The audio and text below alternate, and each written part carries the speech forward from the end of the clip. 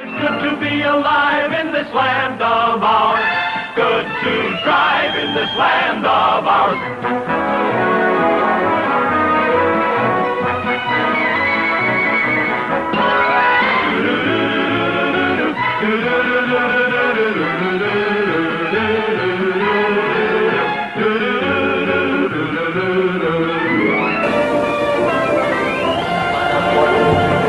Hello, Canadian hockey fans in the United States.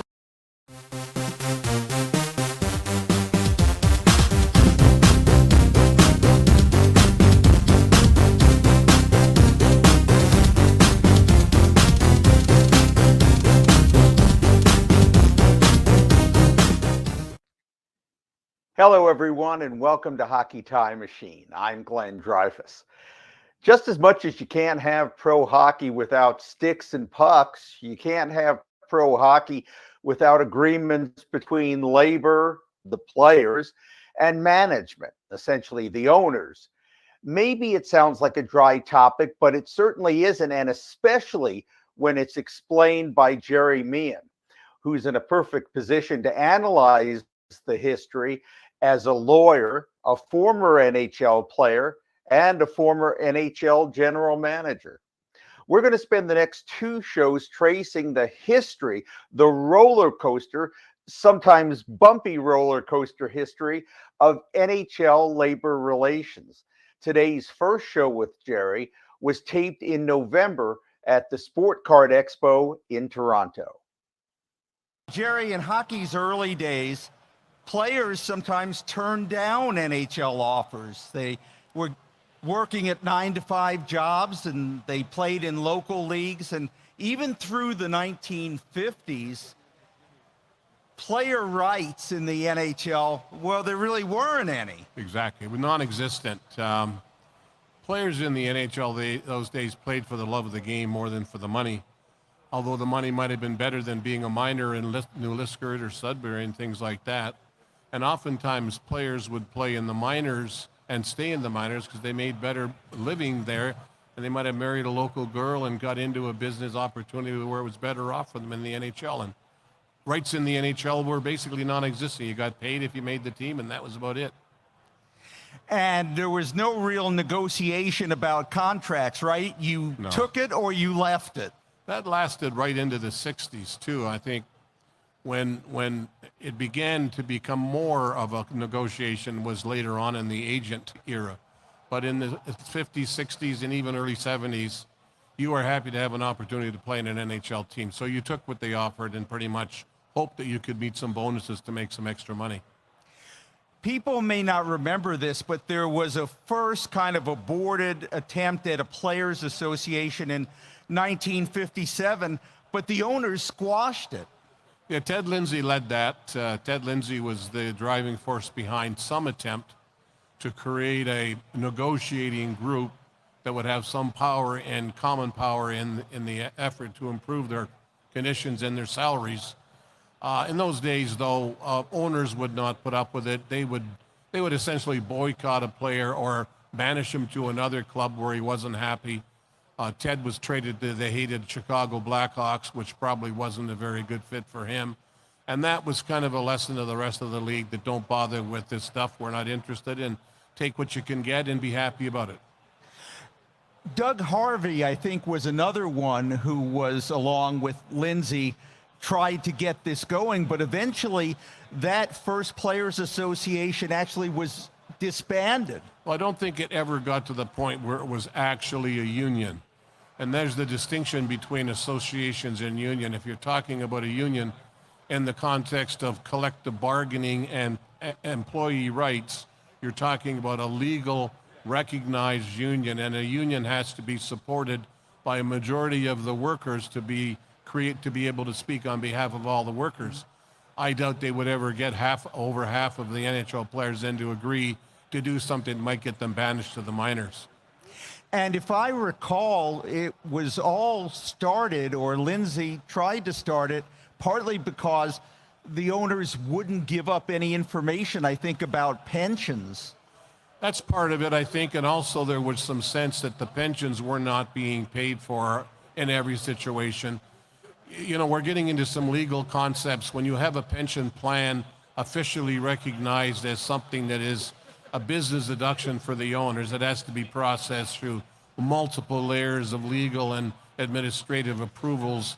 And this is something that would not have been done then. And if it was done, it was only done for auto workers or steel workers who might have had a strong union backing them. And it would take another decade then, 1967 to be exact, that the NHLPA was permanently established, and partly because the Players Association this time had a better legal strategy. Well, I think what was happening then obviously was two things. One is the rest of the world of sports was beginning to become unionized officially.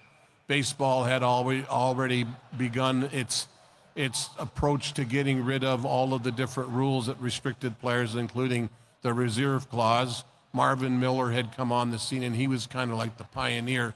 But the NHL's version of a union leader at the time was Al Eagleson. And Al in 1967, I'll never forget, I was playing with the Leafs as one of the roster guys, and it was a meeting at the Plantation Bowl here in Western Toronto of the Leafs team with Al Eagleson, and he was presenting his position as a representative of all the players, not just a few players. And it struck a chord, and it ended up in being some very good things early on, most importantly of which was a guaranteed contract. If you made the team, you were guaranteed to be that salary even if they sent you to the minors. Secondly, better pensions and a really quality health care system to support the players and their families. If I recall right, I don't know if this is apocryphal, maybe you can tell me, but the Players Association threatened to join up with the Teamsters.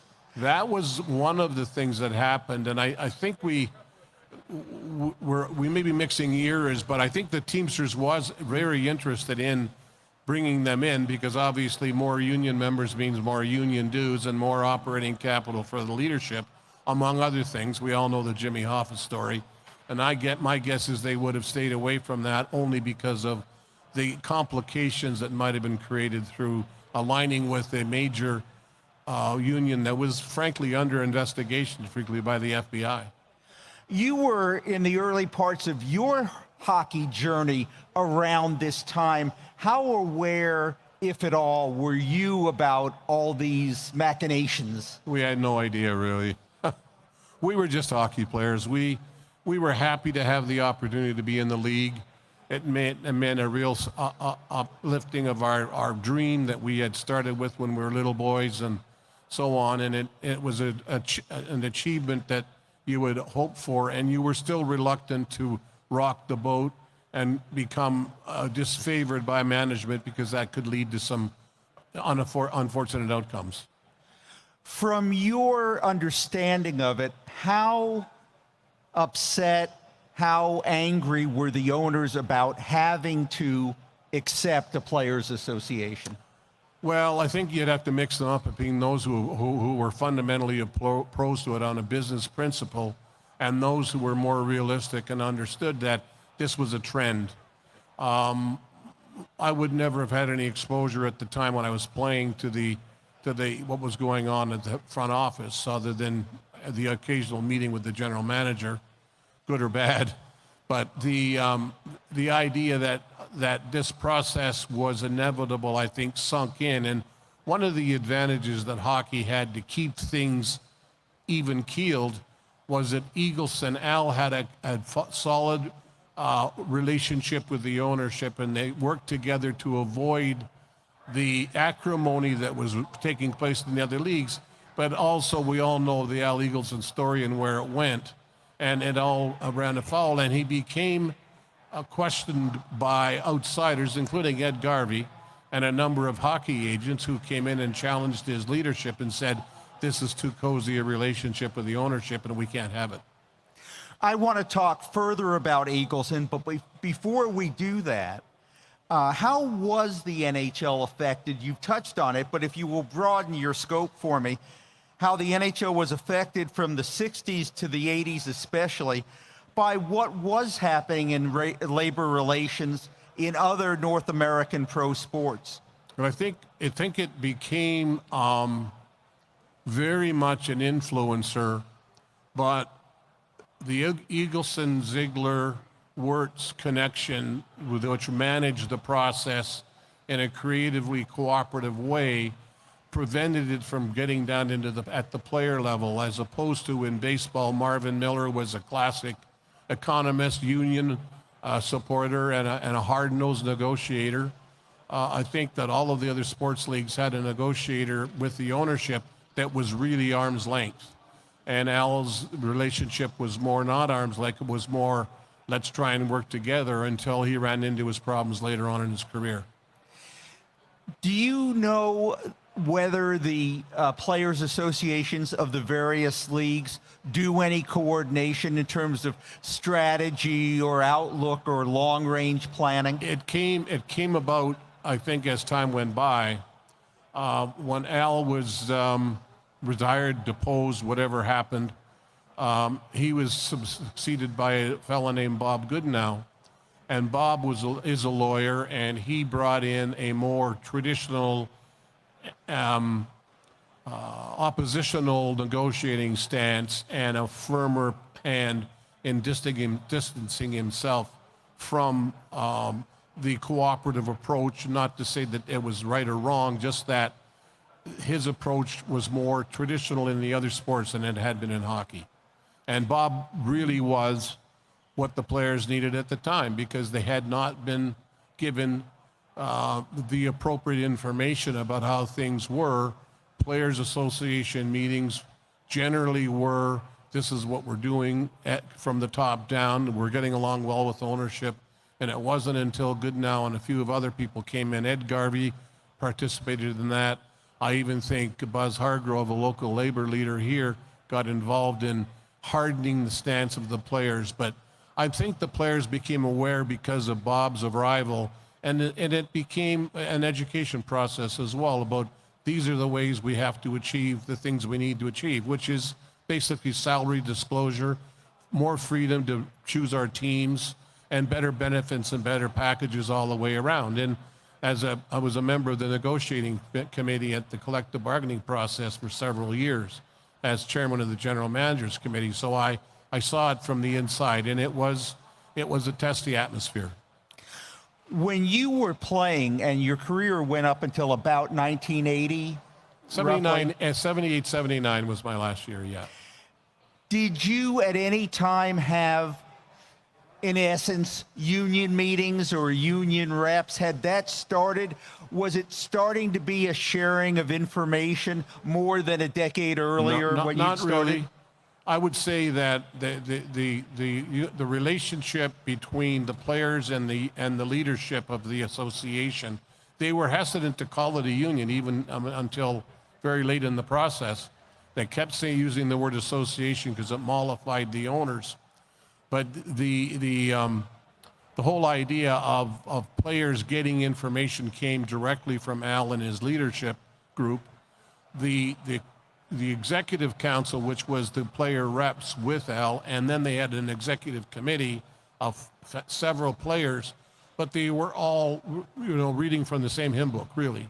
Message came from Al through them to our clubs, and what we learned from the association was basically, here are your medical benefits, you're doing well, here's the contract terms that we think are going to be working. And it was more of an information thing, but it wasn't, let's go get them kind of an atmosphere, no. And the rank and file didn't really say, hey, we'd like you to bring up this or that point. It was more, okay, this is what we're getting. Most of us were really happy with a guaranteed contract, because those of us who came up in the game in the 60s, played mostly in the 70s, we had experienced if not the actual impact, but the rumors of cooperating with ownership or having yourself not thought well enough to get a chance to play in the NHL. So when the guaranteed contract came in, that was huge. That was just, you sign a 3-year deal and you could break a leg and you get paid for 3 years and you don't have to play a game. And not that you didn't want to, but it was a real security opportunity for us at that time. Since you have had professional experience with other sports leagues besides hockey, I think it's fair to say that the pro sports players associations are not all having the same levels of success. Baseball is often lauded as having the most, pro football as having the least. What are your views on why the different leagues and their players' associations have had different relationships? Probably has to do with the revenue aspects of the game. Football has huge revenues. Baseball has huge revenues, but baseball has revenues that are not attributable to actual games played. They're more licensing and merchandising and things like that, and web-based activities. I just think each sport has its own rhythms and its own season, and depending on the leadership of the union and the reluctance or the enthusiasm of the players for confrontation, it really is that way. But the idea that the changes in the game, even though the players in the NHL weren't as confrontational as other sports, they were learning and watching and understanding that their brothers in football, baseball, and basketball were in fact moving in that direction. So free agency, limiting the draft, pension and benefit packages, shortening long-term health care after their career, and all the things that the legal system imposes upon normal employment became typical in the NHL, almost as an expectation because it was happening in the other leagues as well. Okay, Alan Ingleson. I could just leave, go get a snack, maybe check my emails, watch a couple of TV shows. You'd still be talking about Alan Ingleson. Yeah. I know you won't take that long, but it's a real shades of gray thing, right? It's not all black and white. Yeah. The man's in a position where he's a giant, and I think from a historical perspective, we can say a giant in ways both good and bad. Yeah, somewhere along the line, during the process of the mid-'60s to the late '80s and into the early '90s, the lines got blurred between the obligations and the duties of a pure association leader and a businessman that was in business with the players, the league, and international hockey. When you think of it, he was the czar of all three for a significant part of time, and probably his most famous moment was going on the ice in the '72 series and challenging the referees, or as I recall, sitting there watching it from my family room. But somewhere along the line, the lines got blurred. I have no personal knowledge of Al's behavior other than what I've read and seen in the papers, but it appears that the fact that a federal grand jury would indict him for racketeering. Now, racketeering in the United States is a legal concept that people sometimes confuse with Al Capone and Babyface Nelson. Racketeering really is a really broadly based legal theory that defines almost anything conspiratorial in certain settings as racketeering. It's basically the Racketeering and Corrupt Activities Act, the RICO Act, that comes in a broad base, and the FBI uses it, Justice Department uses it broadly. Al was in a position, several positions where his conflicts of interest, I think, were evident, and whether or not his activity rose to the level of racketeering or criminality, I'm not the judge or jury on that. I just say let the system decide what it was, and all I can say is the lines must have got blurred somewhere along the line to put it over the edge into inappropriate behavior.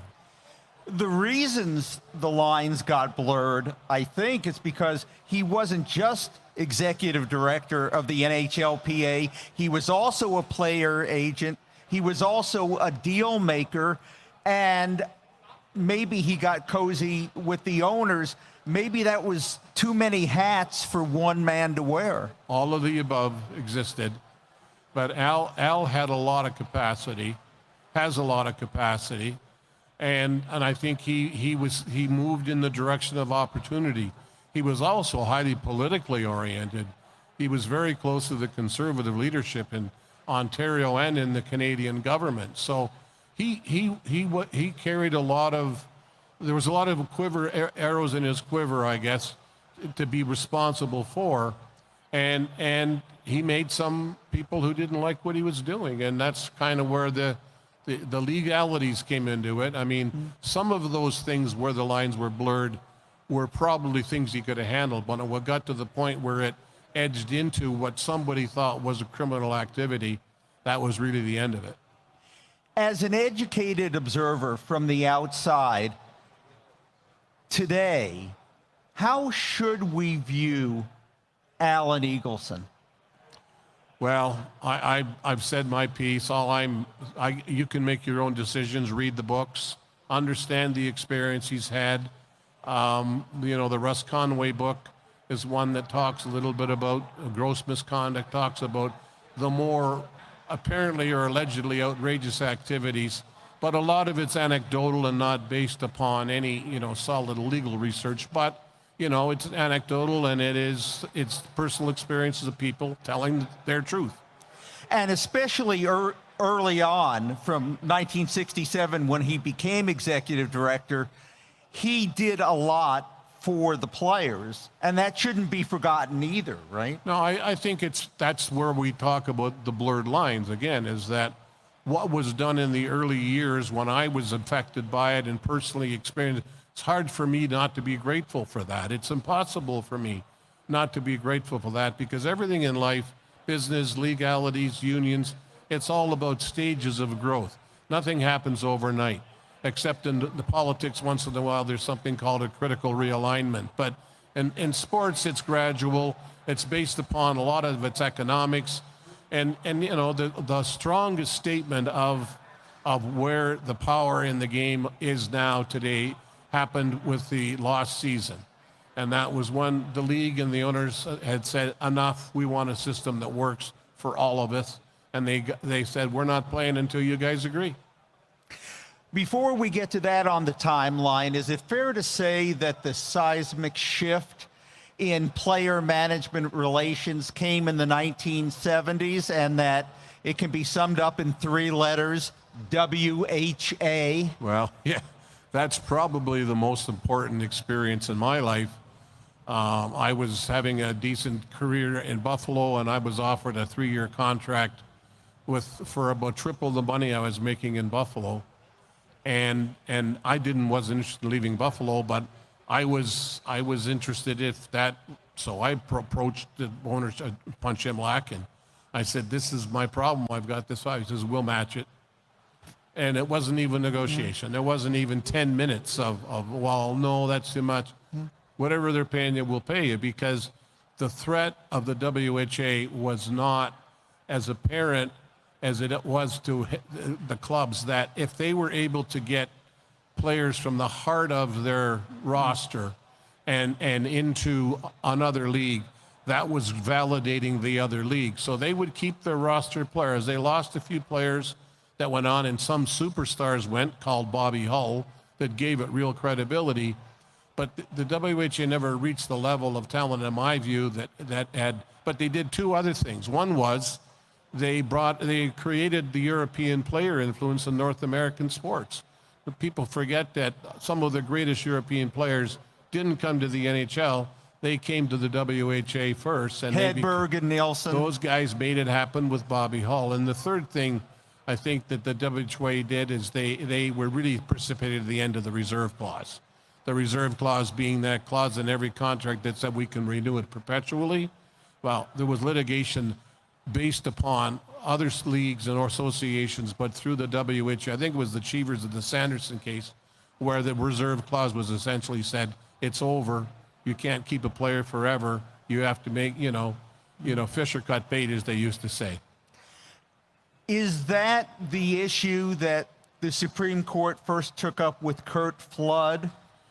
The cases in baseball, interestingly, on free agency, it didn't happen in the courts. It happened through an arbitration, because, as you may know, the Major League Baseball is exempt from antitrust legislation or exposure.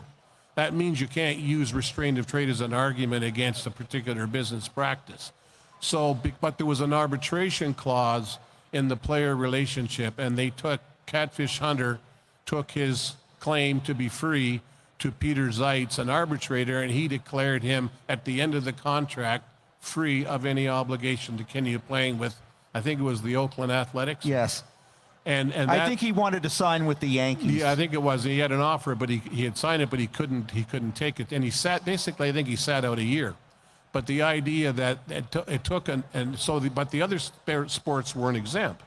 So each of the other sports had to face antitrust exposure for these kinds of restricted behaviors, and it required them to be more responsive to the labor laws because they knew they would have treble damages in the event of an adverse decision against them by a wrong group or player. So, yeah, the Supreme Court had a huge impact on, and the circuit courts had a huge impact on that. And is that the right decision from a legal point of view? A reserve clause doesn't seem like it's something that, well, you tell me. I don't have the right words. But a reserve clause, basically, in the old days when we had signed our contracts, there's an example of you sign a 2-year contract with an option clause in it. The option clause is really the reserve clause. And that the club has a right to offer you another contract in perpetuity until they decided you couldn't play anymore. Mm-hmm. Well, the way that we got around that, we ended up with it, and when the league realized that they couldn't continue to do that, they negotiated what was called a termination contract. And the termination contract is what the club had to give the player at the end of the term of the contract and before making the offer to decide on whether to exercise the option, which means giving them another guaranteed year of employment, or offering them a termination clause, which gave them 30 days to shop around and play somewhere else. But at the end of the termination contract, they were free agents totally. And then obviously it got negotiated to the point where it became an age thing. But before it became an age thing, you had to become a terminated player officially, but they still had to pay you for the termination year if you signed it. When most people think WHA and the money being thrown around, I think, as you mentioned, Derek Sanderson is the first name that gets mentioned. And a couple of things that come to mind. Number one, Derek didn't have the situation with the Bruins that you said you had with the Sabres. I think for another $5,000, Derek Sanderson would have stayed a Boston Bruin. Instead, he gets this $1 million contract, but eventually Derek Sanderson says, the money from the WHA broke me. That's a separate issue, of course, but it's one thing to get this sudden windfall, but then knowing what to do with it is something else. Well, I think so. I mean, Derek was a young guy, and he was enjoyed life, enjoyed the game, was very good at it. I played against him in junior, and many of these players were used to playing for, $25,000 to $35,000 was a good salary in the NHL in the early 70s. And he's offered $1 million.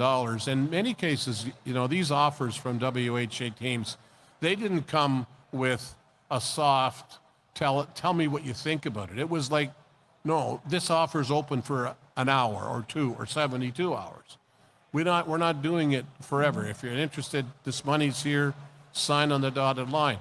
So there wasn't time for him really to reconsider or persuade the Boston Bruins that he should stay there or find a different way. I mean, arguably they could have created a different contract structure to keep him. But I'm convinced that it was just overwhelmingly too much, because what happens is in a public offer like that is Derek gets $1 million, whatever, for 3 years or whatever it was. And there's Bobby Orr making $40,000 or $50,000. It's a no-go. Yeah, and that's why the WHA lasts just 7 years. But by the end of it, there was never a going back. Things had changed, and contract sizes and amounts of salaries and other benefits, it was never going back the way it was, even if there was no rival league. No, that's correct. And I think that what really happened out of the WHA, the other thing that we didn't mention yet is that the NHL realized that its market needed to grow. And if they didn't eat up new markets with their expansion program, then they were going to end up having another rival league continue somewhere along the line. So since 74 with 16 teams, we've seen now we're at 32, but there was a real burst after that. Steady every 2 or 3 years, there was another couple teams coming in. The NHL did just what football did and baseball didn't. They just expanded to major markets to block them from being rivals. The New York Islanders are another that come to my mind. The WHA saw a second New York area team as being very lucrative, and suddenly the NHL, which may not have had interest, plopped the team right there. Exactly, and I think that it's a recognition of the persuasiveness of the league leadership to other owners to say, look, this is inevitable. And interestingly enough, my experience as a lawyer for the Sabres too made me a member of the Board of Governors. So I was at many of the meetings that talked about expansions, and most of it was, it's not a bunch of rich guys caballing over how do we, take an advantage of our employers. It was really a meaningful group of people, well thought through, and they just understood that the game was going to grow. They were going to move to new markets. There may have been an ulterior motive to help control player freedoms and player mobility and keeping salaries down, but it was never mentioned in any Board of Governors meeting I was at. It was just a recognition that this is an interesting game. It's worth being played in other places, and if we don't do it, somebody else will. You never really got to the point as a player of seriously considering a WHA offer, I don't think. No. Could you have seen yourself signing a WHA contract? Probably not at the time they were really trying to bring in players initially. I didn't view it as a career move. Nobody knew whether the league would last and whether or not you were going to be able to come back if it didn't. Obviously, a great player who went and wanted to come back, clubs would welcome with open arms. But regular roster players, good players, weren't guaranteed a return. So I personally, I never really took them seriously. If it had been 3 or 4 years later as my last option before retirement, sure, I would have done it. But that didn't happen. One last question for this session, and that is, how much more complicated is it for the NHL management labor relations, because you're dealing with the labor laws of 2 different nations? Well, I think that the Canadian laws don't take as much preeminence in the public eye or even in the process as the American laws. Even back in '67, the first expansion, there was all American teams that were expanded to. So you've got 2 Canadian teams and 10 U.S. teams. Mm-hmm. So the dominating legal principles of labor management relationships would have to have been done under the American system of antitrust law and labor law. So it wasn't likely that. I mean, it's not as though the Canadian law was not just as important, because if it had been 12 Canadian teams, it would have been just as an aggressive approach. Mm. But because of the preeminence, the dominance, and I would think the leagues probably, as 10 of 12 owners, probably liked the fact that they were getting awareness building in the United States for their expansion plan. I might be wrong about this, but my limited reading is that the Canadian laws in some places favored labor to a greater extent than in the U.S., but that the decision was made to follow the rulings of the National Labor Relations Board in the U.S., and that Canadian jurisprudence was going to conform and allow the U.S. standards to be in effect. Well, I can virtually guarantee that the leadership of the NHL would have kept the Canadian Council, their Canadian Council, well aware of the planning. But to fight a battle in two different countries with two different court systems made no sense. So I think the Canadian system basically said, we're comfortable with you proceeding under American law. We'll jump in if we think we're not being taken care of or not being paid attention to. But let's go forward as a unit and work on this together. What do you think would have happened if the Canadian teams or even the NHLPA as a whole had decided to pursue remedies, say in Quebec, where I understand that labor rights were much more strictly enforced? That'd be pure speculation, something that I don't think would ever have happened. And given the love of the Quebec population for the National Hockey League and the Montreal Canadiens, and ultimately the Quebec Nordiques, I don't think they'd be very happy about seeing the game shut down over something that was already being handled under a pretty decent system. In a future session, we'll talk to you about the labor management relations that did lead to shutdowns. Yes. Multiple ones. But for now, Gerry, thank you very much for your time. Thanks for being a guest on your terrific show. Thanks, Glenn. Appreciate it. Part 2 with Gerry comes up next week. Until then, I'm Glenn Dreyfus. Thanks for watching and good night for Hockey Time Machine.